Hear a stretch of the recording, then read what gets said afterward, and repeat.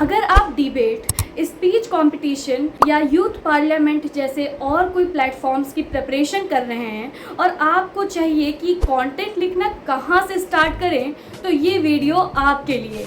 Hello everyone, my name is Feroza Akmar. तो आज की वीडियो में हम सिर्फ टिप्स नहीं देंगे, हम खुद एक स्पीच लिखेंगे अभी हमारी स्क्रीन पर, सो दैट ये जो प्रोसेस है ये आप समझ सके और ये आप कोई भी टॉपिक पर अप्लाई कर सकें। तो हम लोगों का आज का टॉपिक है आर्टिफिशियल इंटेलिजेंस, अ बून और अ बेन। स्टेप 1, सबसे पहले टॉपिक को समझिए। टॉपिक जानने के बाद ही कंटेंट लिखना मत स्टार्ट करिए, पहले टॉपिक को अच्छी तरह से समझ लीजिए। उसके लिए आप कोई भी यूट्यूब वीडियो देख लीजिए उस टॉपिक से रिलेटेड। तो हम लोग का टॉपिक है आर्टिफिशियल इंटेलिजेंस, तो हमने अपनी स्पीच स्क्रिप्ट के लिए आर्टिफिशियल इंटेलिजेंस की एक वीडियो देख ली। ऑलराइट, अब एक ब्लैंक पेज लीजिए, उसमें बीच में डालिए आर्टिफिशियल इंटेलिजेंस, अ बून और अ बेन। अब खुद से आप कुछ क्वेश्चंस पूछिए कि आर्टिफिशियल इंटेलिजेंस क्या होता है, लोग इसके बारे में इतना बात क्यों कर रहे हैं, इसके एडवांटेजेस क्या हैं और इसके डिसएडवांटेजेस क्या हैं, और सबसे इम्पॉर्टेंट, आप ऑडियंस को कौन सा मैसेज देना चाहते हैं। जब ये सब पॉइंट्स आपके क्लियर हो जाएंगे तो आपको एक डायरेक्शन पता चल जाएगा कि आपको अपनी स्पीच किस फॉर्म में लिखनी है। स्टेप 2, पैराग्राफ्स मत लिखिए, सिर्फ कीवर्ड्स लिखिए। For example, education, health care, creativity, future and employment. बस ये आपकी स्पीच का रोड मैप है। स्टेप नंबर 3, अब हुक लीजिए। इसी पॉइंट में हम एक बहुत ही इम्पॉर्टेंट टिप देना चाहेंगे जो हम पर्सनली यूज़ करते हैं। अगर आपकी स्पीच हिंदी में है तो आप कोई इंग्लिश का कोट इसमें यूज़ कर सकते हैं जो इस टॉपिक से रेलेवेंट हो। अगर आपकी स्पीच इंग्लिश में है तो आप हिंदी का कोट यूज़ कर सकते हैं, तो उससे स्पीच में एक थोड़ा सा ग्रेस आ जाता है। अब क्योंकि हम अपनी स्पीच इंग्लिश में लिख रहे हैं तो हम हिंदी का कोट यूज़ करेंगे। हमने हिंदी का कोट लिया है, जहाँ चाहा वहाँ रहा। अब इस कोट को हम लोग नेचुरली स्पीच से कनेक्ट करेंगे, तो इसके बाद हम लोग लिखेंगे Where there is determination, there is always a way. But what if the future is no longer shaped only by human determination, but also by artificial intelligence? देखिए कितना अट्रैक्टिव लग रहा है ये। अब यहीं से ऑडियंस सोचना स्टार्ट कर देगी। अब आते हैं स्टेप नंबर 4 पर, ग्रीटिंग्स। अब बारी है हमारे पर्सनल इंट्रोडक्शन की, जिसमें हम लोग गुड मॉर्निंग या गुड आफ्टरनून या ग्रीटिंग्स बोल सकते हैं।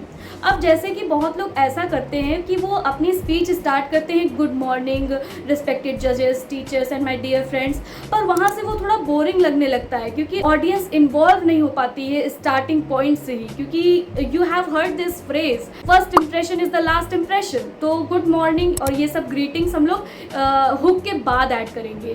तो अब ग्रीटिंग्स में हम लोग लिखेंगे गुड मॉर्निंग रिस्पेक्टेड जजेस, honourable teachers and my dear friends, today I stand before you to express my views on the topic artificial intelligence, a boon or a bane.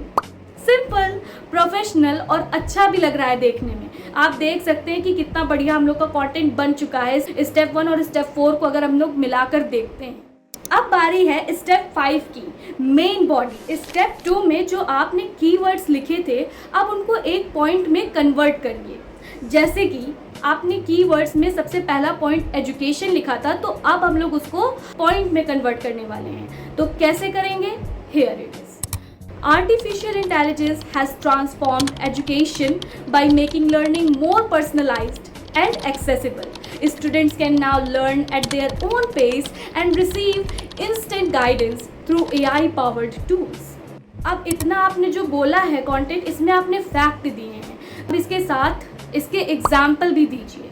कैसे ये सब होता है जो आपने फैक्ट बोला है पूरा पॉइंट, इसको एग्जाम्पल के थ्रू एक्सप्लेन करिए। तो कैसे करेंगे? However, every powerful technology comes with responsibility. Excessive dependence on AI may reduce creativity, critical thinking, and even replace certain jobs in the future. देखिए कितना अच्छा लग रहा है देखने में।